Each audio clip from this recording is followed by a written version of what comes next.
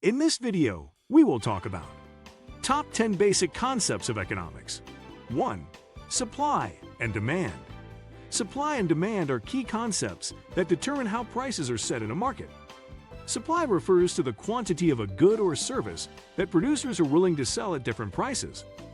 For example, if the price of apples is high, farmers are more likely to supply more apples to the market to make higher profits. On the other hand, demand refers to how much of a good or service consumers want to buy at different prices. If apples are cheap, more people will want to buy them, increasing demand. The market reaches a point called equilibrium, when the amount supplied equals the amount demanded. This equilibrium point stabilizes prices because there is no excess supply, too many apples that no one wants to buy, or excess demand, too many people wanting apples but not enough available. Equilibrium ensures that the quantity of goods produced matches the quantity consumers are willing to buy at a certain price. If demand increases, perhaps because apples are suddenly seen as very healthy, but the supply of apples stays the same, the price of apples will rise.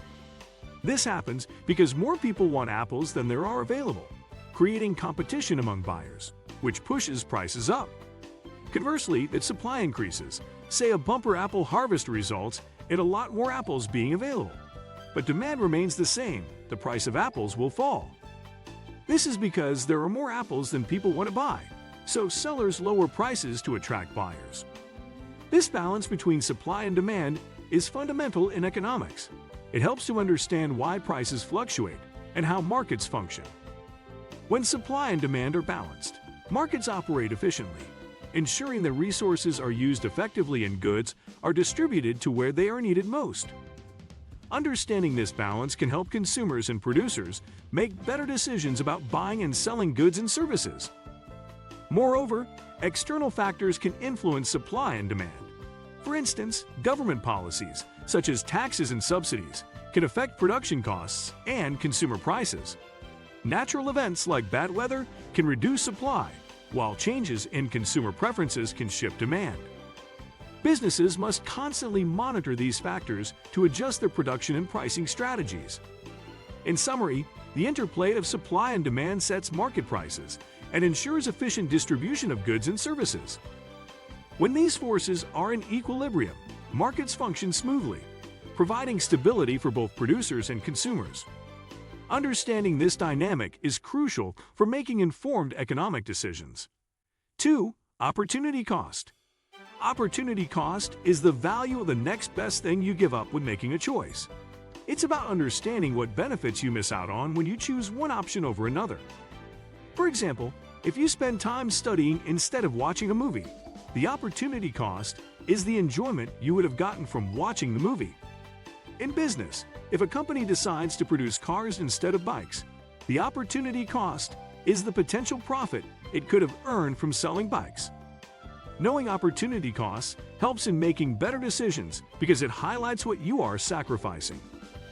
By considering opportunity costs, you can evaluate whether the benefits of your choice outweigh what you are giving up.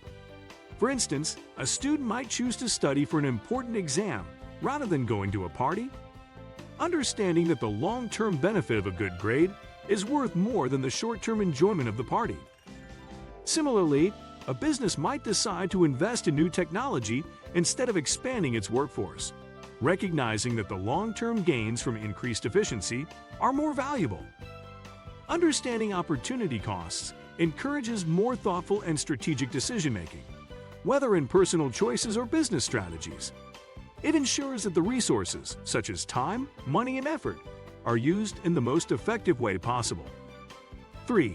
Marginal analysis. Marginal analysis is a method used to evaluate the additional benefits and costs of making a small change in decision-making. It helps both businesses and consumers make better choices by focusing on incremental changes.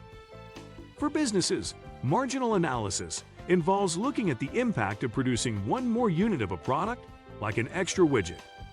If the cost of making that additional unit is less than the revenue it generates, the business should consider producing it. For example, if producing one more widget costs $10 but brings in an extra $15 in revenue, it's a good decision to make the widget because the extra revenue outweighs the cost. However, if the cost is $12 and the revenue is only $10, it would not be profitable to produce that additional widget, as the costs exceed the benefits. Consumers also use marginal analysis in their daily lives.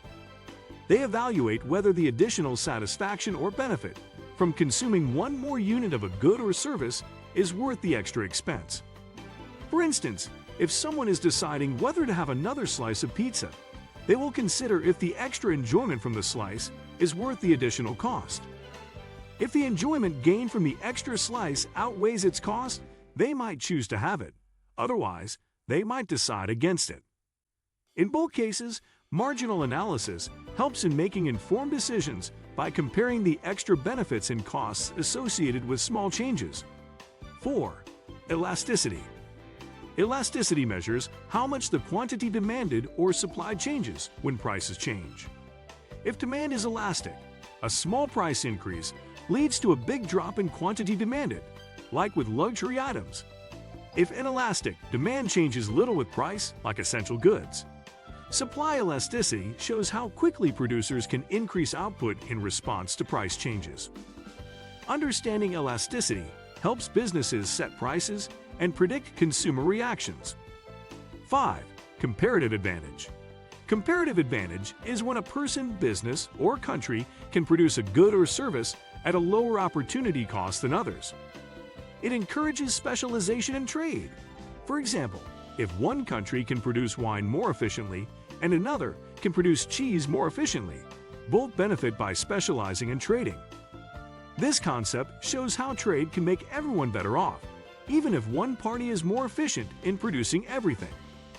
6. Market structures. Market structures describe how different industries are organized. Perfect competition has many small firms selling identical products, like wheat. Monopolistic competition has many firms selling similar but slightly different products, like restaurants.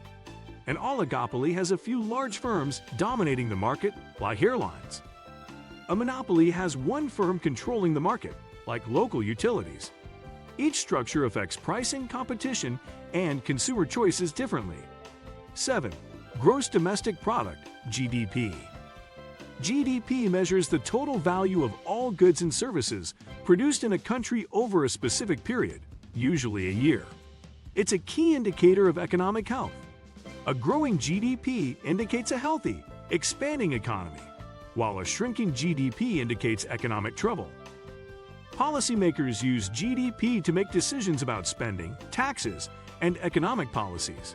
It helps compare the economic performance of different countries and track changes over time. 8. Inflation. Inflation is the rate at which prices for goods and services rise, reducing purchasing power. It means that over time, money buys less than it used to. Moderate inflation is normal in a growing economy, but high inflation can erode savings and make everyday items more expensive. Central banks try to control inflation through monetary policy, like adjusting interest rates. Understanding inflation helps people and businesses plan for the future. 9. Unemployment. Unemployment is the percentage of people in the labor force who are jobless and actively looking for work. It's a key indicator of economic health. High unemployment means more people are out of work, which can lead to less consumer spending and slower economic growth. There are different types of unemployment, like frictional, between jobs, structural, mismatch of skills, and cyclical, due to economic downturns. Governments use policies to try to reduce unemployment. 10. Fiscal and monetary policy. Fiscal and monetary policies are tools used to manage the economy. Fiscal policy involves government spending and taxes to influence economic activity. For example, during a recession, the government might spend more or cut taxes to boost growth. Monetary policy involves controlling the money supply and interest rates, usually by a central bank, like the Federal Reserve. Lowering interest rates can encourage borrowing and spending, while raising them can help control inflation. What do you think of our video? Let me know in the comment section below. If you enjoyed this video, make sure to hit that like button. Also, subscribe to our channel before you go. Thank you for watching.